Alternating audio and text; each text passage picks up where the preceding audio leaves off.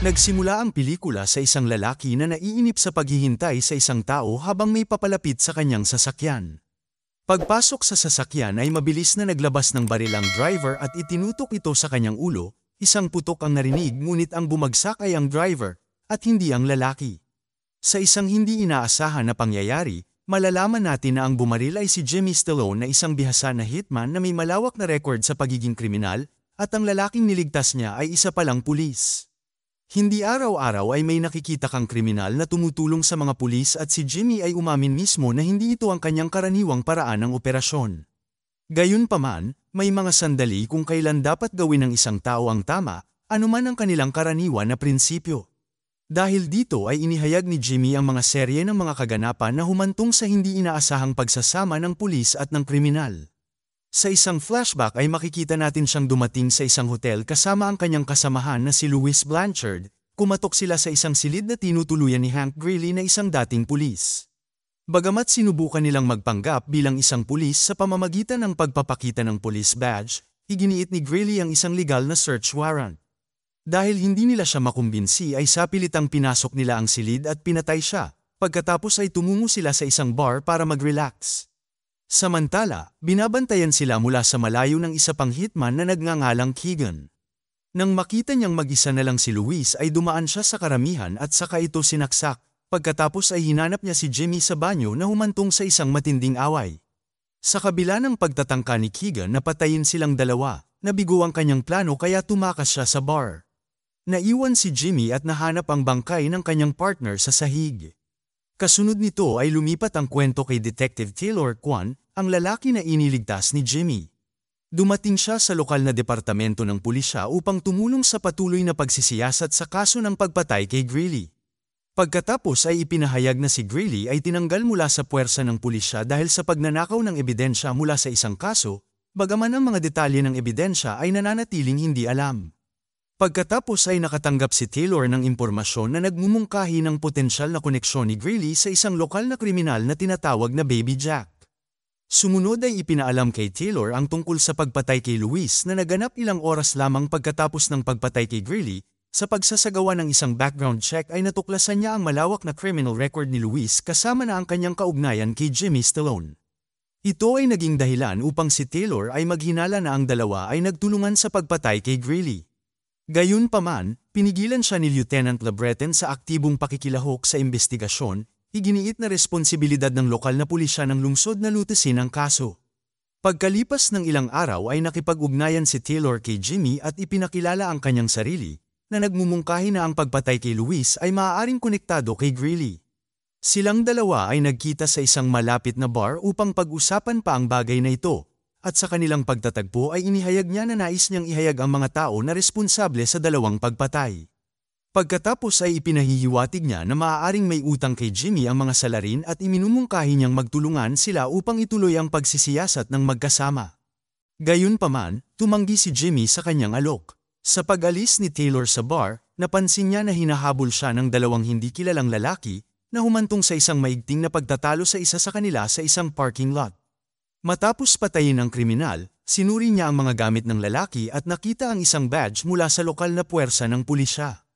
Habang may ginagawa si Taylor ay dumating ang kasama ng lalaki na binabaril siya dahilan para matamaan siya at hindi may pagtanggol ang sarili. Nagtago siya sa pagitan ng mga nakaparada na sasakyan, umiwas si Taylor sa mga karagdagang putok habang patuloy siyang pinapaputukan ng lalaki. Sa oras na yun ay biglang dumating ang isang kotse na marahas na sinagasaan ang lalaki, ito ay walang iba kundi si Jimmy. Kasunod nito ay nag-alok si Jimmy na tulungan siya, na humantong kay Taylor na sumakay sa kotse kasama siya. Pagpasok ay agad nilang tinutukan ng baril ang isa't isa, dahil nag-iingat sila sa presensya ng bawat isa. Binigyan siya ni Jimmy ng dalawang pagpipilian, maaari siyang sumama sa kanya upang makatanggap ng medikal na atensyon, o lumabas sa kotse at harapin ang mga darating na awtoridad. Pagkatapos ng ilang pag-iisip ay nagpasya si Taylor na sumama sa kanya at mabilis silang tumakas sa eksena. Sa ibang lugar ay binisita ni Keegan ang kanyang amo na si Robert Morrill. Binabatiko siya nito dahil sa pag-alis sa kabila ng hindi pa tapos na gawain noong nakaraang gabi. Ang abogado ni Morrill na si Marcus Baptiste ay nagpahayag na sinubukan ni Greeley na i-blackmail sila at ibinalik ang ebidensya sa lokal na gangster na si Baby Jack para itago. Lumalabas na isang impormante sa loob ng kanyang koponan ang nagsiwalat ng lokasyon ng ebidensya na naglalaman ng mga detalye ng mga iligal na aktibidad ni Morrell. Pagkatapos ay inutusan si Keegan na sirain ang ebidensya sa anumang paraan na kinakailangan. Samantala, dumating si Jimmy sa tattoo studio ng kanyang anak na si Lisa upang humingi ng tulong sa pag-aasikaso sa mga pinsala ni Taylor. Alam niya ang mga panganib na mangyayari kapag pumunta sa ospital, kaya nagpasya siyang gamitin ng 1 taon ng pagsasanay sa medikal na paaralan ni Lisa upang matugunan ang mga sugat. Kasabay nito ay nananatili si Taylor sa kotse at nakipag-ugnayan kay Lieutenant LeBreton upang magbigay ng impormasyon sa kanyang pagsisiyasat. Sa pag-uusap na ito ay lumilitaw na ginagamit lang niya si Jimmy bilang paraan para mahagilap ang mga tao na nagbayad sa kanya para patayin si Greeley, at nagbabalak na arestuhin siya kapag natukoy na niya ang pangunahing salarin. Matagumpay na natanggal ni Lisa ang bala na nakabara sa kanyang balikat at tinahi ang sugat. Samantala, binisita ni Keegan si Baby Jack sa kanyang hideout at siya ay pinatay kasama ng kanyang alipores, pagkatapos ay kinuha niya ang ebidensya mula sa safe at inihatid ito kay Morrell. Pag-alis sa studio ay tinanong ni Taylor si Jimmy tungkol sa kung sino ang nag-utos ng pagpatay kay Greeley. Lumalabas na ang mga hitman ay karaniwan na tumatanggap ng kontrata sa pamamagitan ng isang middleman na kilala bilang si Ronnie Earl. Pagkatapos ng background check ay nakatanggap sila ng bagong lead na nagsasabi na ginamit kamakailan ni Earl ang kanyang credit card sa isang bathhouse. Pagdating sa lugar na yun ay kinumprante ni Jimmy si Earl tungkol sa posibleng pag-setup sa kanila na nagresulta sa pagkamatay ni Luis. Gayunpaman, itinanggi niya ang mga akusasyon na ito at sa kalaunan ay ibinunyag niya ang tao na nasa likod ng kontrata, si Baptiste ang tiwaling abogado. Habang tumitindi ang mga tensyon, napunta sila sa isang matinding away na nagtapos sa pagbaril ni Jimmy kay Earl. Sumunod ay nakipagtulungan si Taylor sa kanyang departamento upang mangalap ng impormasyon sa kinaroroonan ni Baptiste. Dala ang impormasyon, sinamahan niya si Jimmy sa mansyon ng abogado. Pagdating doon ay nalaman nila na may nagaganap na costume party na nagbibigay sa kanila ng pagkakataon na makalusot ng hindi nakikilala. Pagkatapos ay bumili sila ng mga maskara mula sa isang kalapit na tindahan at matagumpay na nakapasok sa party. Habang hinahanap sa karamihan si Baptiste, nakita ni Jimmy si Keegan at kinilala siya bilang ang tao na responsable sa pagpatay kay Luis. Nang maglaon ay nakita ni Jimmy si Baptiste na nag-iisa sa banyo at pinatulog siya. Sa tulong ni Taylor ay dinukot nila si Baptiste mula sa kanyang sariling mansyon at dinala sa kanyang lihim na boathouse para sa interogasyon. Samantala, nalaman ni Morrell ang sitwasyon at pinagalitan si Keegan sa pagiging pabeya dahil nangyari ito sa ilalim ng kanyang pagbabantay. Ang isa pang tiwaling detective na nagngangalang Town ay nagmumungkahi na sundan si Baptiste sa pamamagitan ng GPS chip sa kanyang telepono, ngunit nagbabala si Keegan na maaaring maging mahirap ang rescue operation. Habang sinisira ni Morrell ang ebidensya, inutusan niya siya na unahin ang pagpatay sa mga kidnapper at iginiit na ang ibang bagay kasama na si Baptiste ay pangalawa lang sa prioridad. Samantala, tinanong ni Taylor si Baptiste tungkol kay Earl at sa kanilang mga ginagawa, ngunit itinanggi niya ang anumang kaalaman tungkol sa lalaki. Binalaan niya siya tungkol sa matinding kahihinatnan na maaari niyang harapin kung malalantad ang kanyang pagkakasangkot sa mga ilegal na aktibidad, ngunit nananatiling hindi nababahala si Baptiste sa mga banta. Pagkatapos ay kinuha ni Jimmy ang pagkakataon upang kausapin siya at nalaman na si Keegan ay isang dating mersenaryo na ngayon ay naglilingkod kay Morrell. Napag-alaman na si Morrell ang nag-utos ng pagpatay kay Greeley dahil nagsasagawa siya ng lihim na pagsisiyasat sa kanya. Bukod dito, sinet-up niya sina Jimmy at Luis upang alisin ang anumang mga potensyal na koneksyon sa pagpatay. Sa kalaunan ay pinilit nila si Baptiste na ibigay ang isang flash drive na naglalaman ng detalyadong ebidensya ng katiwalian ni Morrell.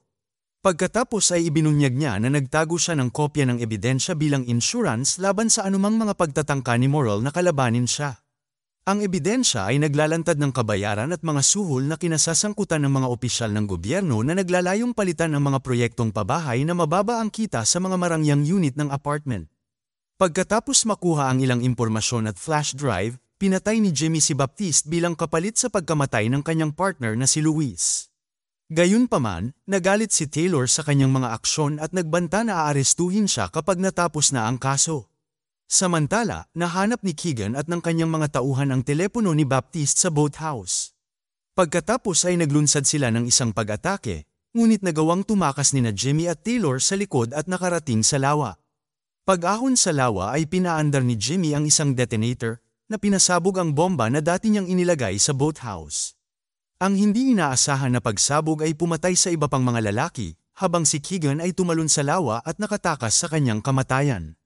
Kasunod ng magulong mga kaganapan, sina Jimmy at Taylor ay nagtungo sa apartment ni Lisa na ikinagulat ng babae.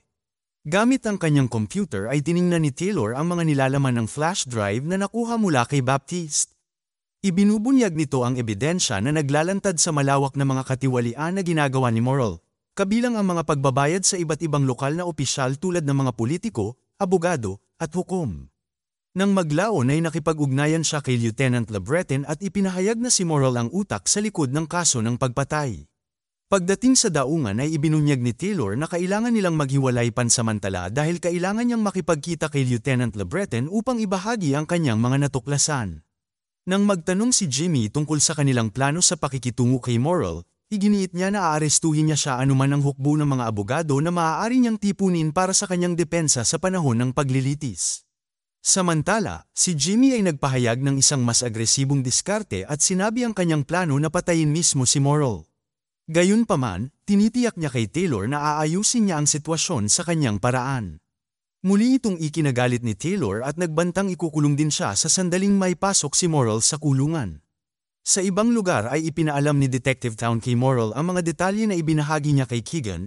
Ibinunyag niya na ang lalaking kanilang hinahabol na si Jimmy ay may isang anak na babae na kumakatawan sa kanyang nag-iisang pamilya. Nagpasya si Morrell na payagan si Keegan na gamitin ang impormasyong ito ayon sa nakikita niyang aksyon na may layunin na alisin siya sa sandaling matapos ang kaso. Gayunpaman, sinubukan ni Town na baguhin ang kanyang desisyon sa pamamagitan ng pagbabanggit sa natatanging halaga ni Keegan sa kanilang mga operasyon.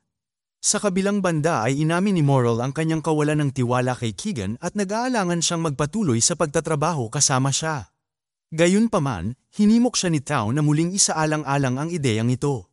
Kasunod nito ay dumating si Keegan sa tattoo studio ni Lisa at pinilit siyang kausapin siya sa labas.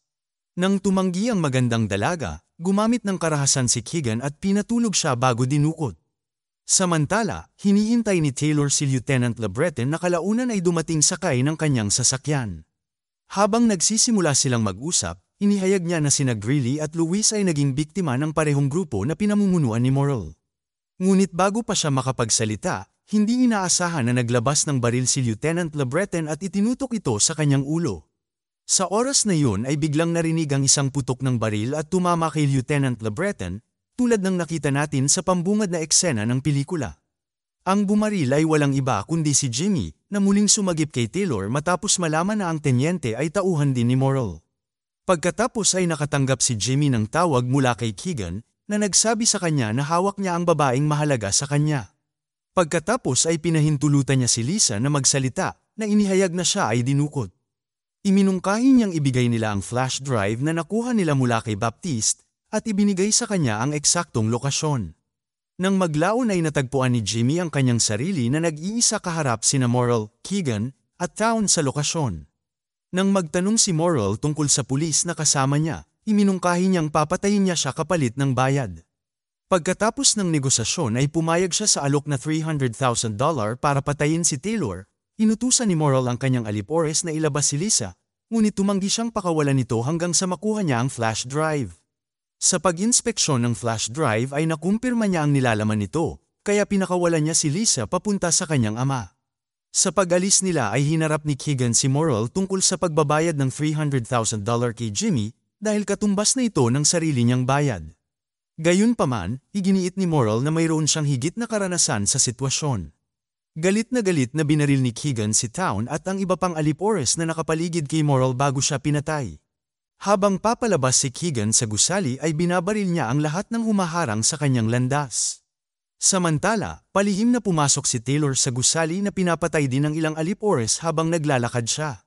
Bumaba ang mag-ama sa gusali sa pagtatangka na makatakas, nang makita si Keegan sa malayo ay mabilis na itinago ni Jimmy ang kanyang anak at hinabol siya. Gayunpaman, nakatagpo siya ng karagdagang mga alipores na pinaputukan siya. Nang magtago ay gumamit siya ng remote detonator para i-activate ang bomba sa kanyang sasakyan, na mabilis na pinatay ang mga umaatake. Sa ibang lugar ay sinubukan ng isang alipores na salakayin si Lisa, ngunit pumagitna si Taylor sa tamang oras at binaril ang salarin. Sa huli, sina Jimmy at Keegan na parehong profesional na hitman ay nagkaroon ng isang mabangis na showdown. Ang kanilang paghaharap ay umabot sa isang brutal na labanan gamit ang palakol, kung saan si Jimmy ang nanalo sa pamamagitan ng nakamamatay na paglaslas sa kanyang lalamunan gamit ang kutsilyo ni Luis. Pagkatapos ay pumagitna si Taylor sa tamang oras at pinatay si Keegan sa isang tumpak na pagbaril mula sa malayo. Pagkatapos ay kinuha ni Taylor ang flash drive saka siya binaril ni Jimmy sa balikat para lumabas na parang nabigo siya sa paghuli sa kanya. Umalis siya sa eksena habang si Lisa ay nananatili kasama si Taylor. Nang lumabas sa balita ang insidente, ang kumalat na kwento ay naglaban-laban ang mga kriminal dahil sa kasakiman at pinatay ang isa't isa. Pagkalipas ng 6 na linggo, nakita ni Taylor si Jimmy sa isang bar at tiniyak sa kanya na hindi niya ito hahabulin para sa kanyang mga nakaraang aksyon. Gayunpaman, binabalaan niya siya na kung babalik siya sa kanyang trabaho bilang hitman at gagawa ng labag sa batas, personal niyang titiyakin ang kanyang pagbagsak. Nagtatapos ang pelikula habang tinatanggap ni Jimmy ang hamon at nagmamaneho sa gabi sa kanyang matamis na bagong biyahe. Dito na nagtatapos ang kwento, sana ay nagustuhan mo ito. Kung hindi ka pa nakasubscribe ay mag-subscribe ka na upang matulungan mo ang channel na ito. Mag-comment ka na rin tungkol sa kwento. Salamat!